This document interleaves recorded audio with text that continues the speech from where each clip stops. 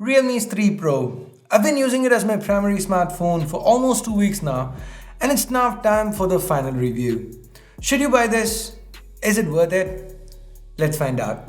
But before we get to that, what are your thoughts on this phone? Do you feel Realme's delivered a solid product? Do you feel it's better than the Redmi Note 7 Pro? Let me know in the comments below. And by the way, if you do end up liking what you see, do consider turning on notifications by hitting that bell icon. Hey guys, Ash here from C4E Tech, and let's get this review started. So first, the build. Now, unlike the competition, the Realme 3 Pro sports a plastic build. It looks like glass, it's got the gradient going for it, but from a material standpoint, since it is plastic, it is lighter, but it does pick up scratches faster. The 3 Pro also still uses micro USB. But for what it's worth, this port does have support for VOOC 3.0. We'll get to that in a bit. In hand, the Realme 3 Pro feels light and easy to use. The plastic back means it doesn't feel too premium, but it does look nice though. It feels easy to wield, no creaking, no build quality issues of any kind, a solid polycarbonate build here. So yes, Realme has cut a few corners to hit that price point, but they've done as good a job as they could have been expected to. Now, next, let's move on to the display. Here, we've got a 6.3-inch panel with a tiny water drop notch up top. This is an LCD panel and it's covered by Corning's Gorilla Glass 5. The resolution is Full HD+. The display quality is good. It's a sharp panel whether you're watching a video or browsing social media. Everything is crisp, there is no issue with contrast or viewing angles. The display is quite bright too, and Realme's kept the bezels very slim, so the media experience is uninterrupted. Talking about the media experience, the audio via the single speaker is reasonably loud. It's not the richest, but it is quite acceptable. So is the audio via the headphone jack. It is worth mentioning that the Redmi Note 7 Pro outdoes the Realme 3 Pro in both areas. Where the Realme 3 Pro really shines though is with regards to what's underneath. This phone is powered by the Snapdragon 710 chip. It is paired with 4 or 6 gigs of RAM to go along with 64 or 128 gigs of onboard storage that is further expandable via microSD. Now this is a dedicated microSD option, not hybrid.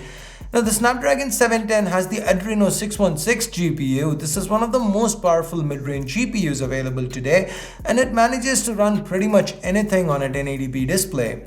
The performance is super smooth even with graphically intense titles.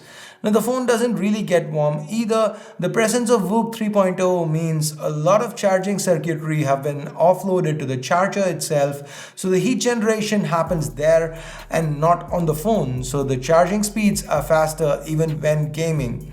VOOC 3.0 basically charges the Realme 3 Pro at up to 20 watts. The charger is included in the box, so that's all great. Now the battery itself, it lasts quite a long time. This is a 40-50 mAh battery. The 10nm chip inside, coupled with a battery efficient ColorOS 6 the Realme 3 Pro runs on, makes for stellar battery life. One of those days I almost forgot to plug in the Realme 3 Pro overnight, and it almost made it to the end of day 2. Now this is with moderate usage, yes, but even with heavy use, you should not have any issues getting through one day on a single charge.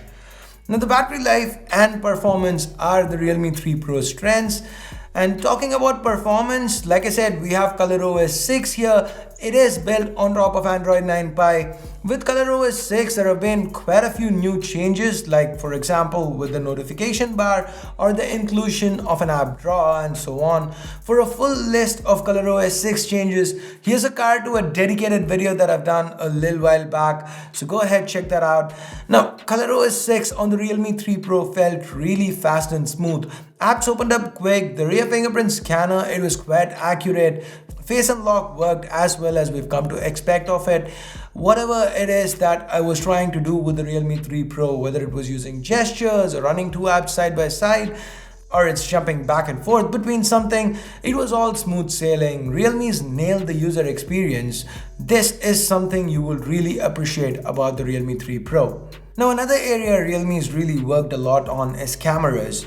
To the back we have two. The primary sensor is 16 megapixels. It's the Sony IMX519, the same primary sensor as on the OnePlus 6T.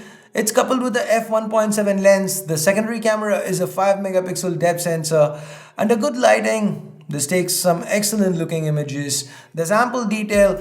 The 64 megapixel Ultra HD mode, I kind of found that a little too gimmicky, didn't really do much for me. But the Chroma Boost mode, that added flair and dynamic range too. I found it pretty useful. Overall, under good lighting, the performance here was very good. Under low light, the nightscape option worked well and the Realme 3 Pro impresses. The images are quite usable. The wide f1.7 aperture helped too.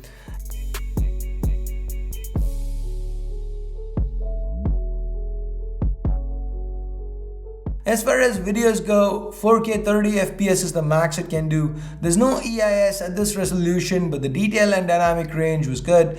Realme can also do super slow-mo at 960 FPS.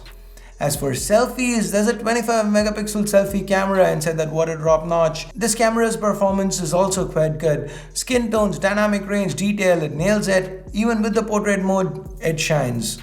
So overall, Realme's camera package is quite excellent. And with that, we get to the pricing. The Realme 3 Pro starts at 13,999, that is about 14,000 rupees. And for that price, Realme seems to have put together quite the compelling package. Yes, there have been some corners cut, for example the plastic body, the use of micro USB, but the selling point here is the performance which the Snapdragon 710 here delivers. The Realme 3 Pro is excellent value for money. If fast charging out of the box, stellar performance, competent cameras and a good looking design is something you really like, then the Realme 3 Pro will definitely work for you. And if you want to know how it stacks up to its closest competition, the Redmi Note 7 Pro, then here's a dedicated full comparison. Go ahead, check that video out. So what do you think? Would you be interested in buying a Realme 3 Pro? Let me know in the comments below. And with that, we get to the end of this review. Go ahead, give this video a thumbs up or a thumbs down based on however you felt about it. If you've not subscribed yet, do that. Turn on notifications if you haven't done that. Here are a couple of videos for you to check out and also a link to our other channel FTJ. Do that, maybe you'd find it interesting. So I guess that's it. Thanks a lot for watching. Till next time, my name's Ash. You've been watching C4E Tech and I'm signing off for now. You guys have a great day. Bye-bye.